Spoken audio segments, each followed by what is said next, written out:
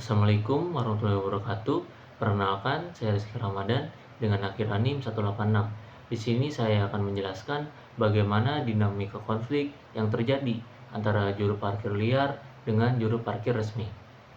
Nah, pernah tidak sih kalian mengalami kalian sudah membayar parkir tapi tidak diberikan karcis sama sekali? Cuma terima uangnya, terus orangnya langsung pergi begitu saja. Tidak ada bukti apa-apa yang ditinggalkan. Ini biasanya menjadi ciri yang paling mudah buat kita kenali. Juru parkir resmi dari Dishub itu wajib memberi karcis setiap kali ada yang bayar. Karena karcis itu menjadi bukti kalau uang itu memang masuk ke kas daerah. Sementara juru parkir liar atau yang biasa kita kenal sebagai pungli biasanya tidak pernah memberikan karcis apapun. Saya mengambil contoh kasus ini di Jalan Diponegoro, Kota Serang, karena ini lokasi penelitian saya sendiri. Tempat ini ramai setiap hari karena banyak toko dan kantor di sekitarnya. Jadi kebutuhan parkirnya juga tinggi. Di situ, juru parkir resmi dan juru parkir liar sama-sama mencari uang di tempat yang sama. Juru parkir resmi mempunyai target setoran setiap harinya, dan upahnya pun cuma boleh sampai 30.000 per harinya.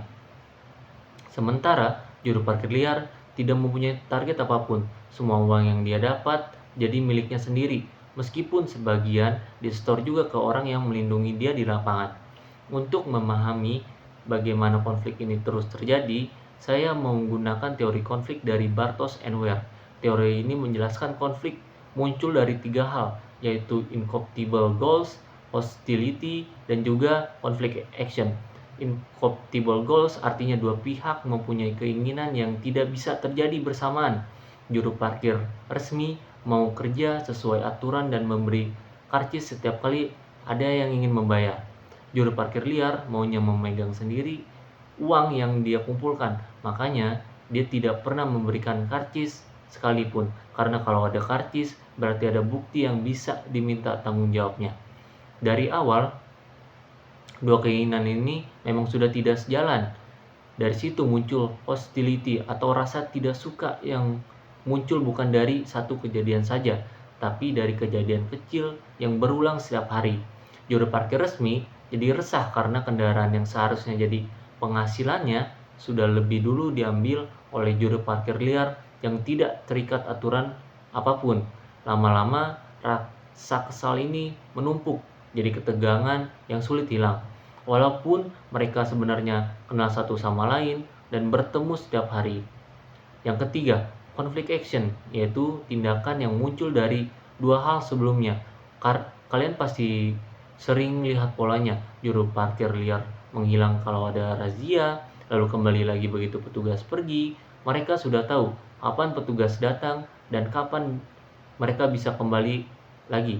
Jadi pola ini tuh terus berulang tanpa ada yang berubah. Ini bisa terjadi karena Dishub sendiri tidak bisa menindak langsung. Mereka cuma boleh mengatur, jadi harus meminta bantuan seperti Satpol PP atau polisi yang tidak selalu ada setiap saatnya.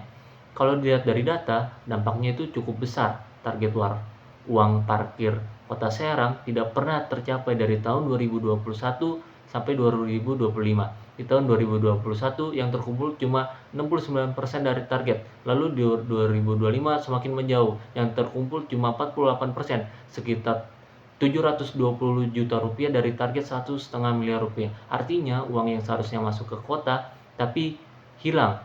Itu jumlahnya tidak sedikit. Sekarang, bagaimana caranya menyelesaikan ini? Kalau cuma raja saja, jelas tidak cukup, karena yang dibenahi cuma bagian luarnya saja. Sementara masalah utamanya yaitu incompatible goals masih ada. Solusi yang lebih pas itu harus mengubah cara bagi hasil parkirnya.